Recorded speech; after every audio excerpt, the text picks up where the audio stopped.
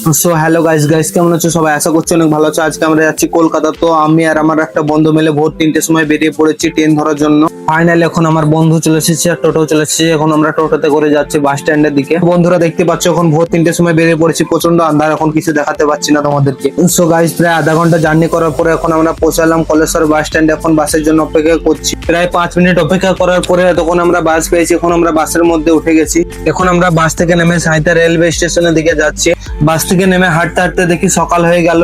তো এখন আমরা সাঁইথিয়া ব্রিজের ওপর দিয়ে যাচ্ছি। তো গাইস দেখতে পাচ্ছ কি সুন্দর ব্রিজের দৃশ্যটা, ব্রিজের নিচ দিয়ে কি সুন্দর জল যাচ্ছে। সকালকার আবহাওয়াটা বেশ সুন্দর লাগছে আজকে দেখতে। সো গাইস ফাইনাল এখন আমরা 10-15 মিনিট হাঁটার পরে এখন আমরা সাঁইথিয়া রেলওয়ে স্টেশন চলে এলাম। এখন আমরা স্টেশনে এসে টিকিট কাউন্টার থেকে দুটো হাওড়া বিশ্বভারতী ট্রেনের টিকিট কেটে নিলাম।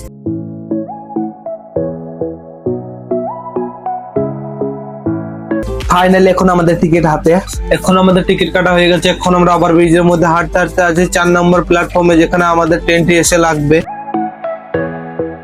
সো গাইস আমাদের ট্রেনটি স্টেশনে ঢোকার কথা ছিল 5:45, এখন 5:40 ঢুকে যাচ্ছে, তাই আমাদেরকে দৌড়ে এখন ট্রেন ধরতে হচ্ছে। ফাইনালি এখন আমাদের সামনে হাওড়া বিশ্বভারতী এক্সপ্রেস। এখন আমরা এই ট্রেনের মধ্যে দিয়ে যাব।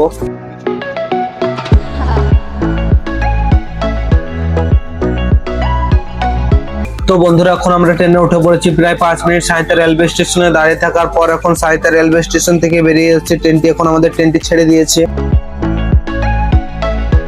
সো গাইস এখন স্টেশন থেকে বেরিয়ে দেখতে পাচ্ছ ট্রেনের স্পিড কত।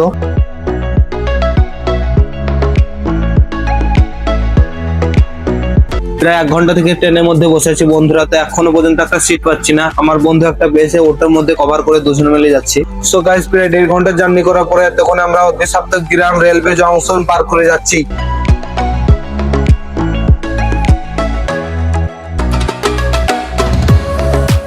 সো গাইস প্রায় 2 ঘন্টা থেকে জার্নি করছি, এখনো পর্যন্ত একটা সিট পেলাম না, এইভাবে দাঁড়িয়ে যাচ্ছি। So guys finally Pichkuridhal railway station আসতে পুরো সিট একবারে ফাঁকা। সো গাইস আবার সিট থেকে উঠে গেটের সামনে চলে এলাম বাইরের সুন্দর সুন্দর ভিউ দেখার জন্য।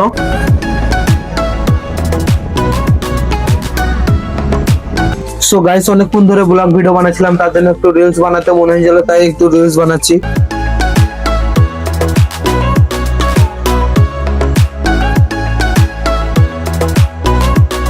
সো গাইস প্রায় 3 ঘন্টা ধরে জার্নি করার পরে এসে পৌঁছালাম ব্যান্ডেল জংশন। তো এখান থেকে আমরা নিয়ে নিলাম দুটো jhalmuri. So guys Bandel railway স্টেশনে 2 মিনিট ব্রেক দিয়েছিল, এখন ট্রেনটি আবার ছেড়ে দিল। এখন ব্যান্ডেল স্টেশন থেকে বেরিয়ে যাচ্ছে ট্রেনটি। সো গাইস প্রায় 4 ঘন্টা ধরে ট্রেনের মধ্যে বসে আছে, এখন পুরো ট্রেনটি একরকম ফাঁকা হয়ে গেছে। তো বন্ধুরা প্রায় 4.5 ঘন্টা ধরে জার্নি করার পর এখন আমরা হাওড়া রেলওয়ে স্টেশন ঢুকছি। সো গাইস এই ছিল আজকের ব্লগ ভিডিও। এবার আসছে এসপ্ল্যানেড ভ্রমণ, চাঁদনী চক ভ্রমণ, নিউ মার্কেট ভ্রমণ, সুপার মার্কেট ভ্রমণ। ডেইলি এইসব ব্লগ ভিডিও পেতে চাইলে আমার ইউটিউব চ্যানেলটিকে সাবস্ক্রাইব করে রাখো এন্ড ফেসবুক পেজটিকে ফলো করে রাখো। তো আবার আসছি কালকে অন্য কোনো ব্লগ ভিডিও নিয়ে, দেখা যাচ্ছে কাল। Okay bye.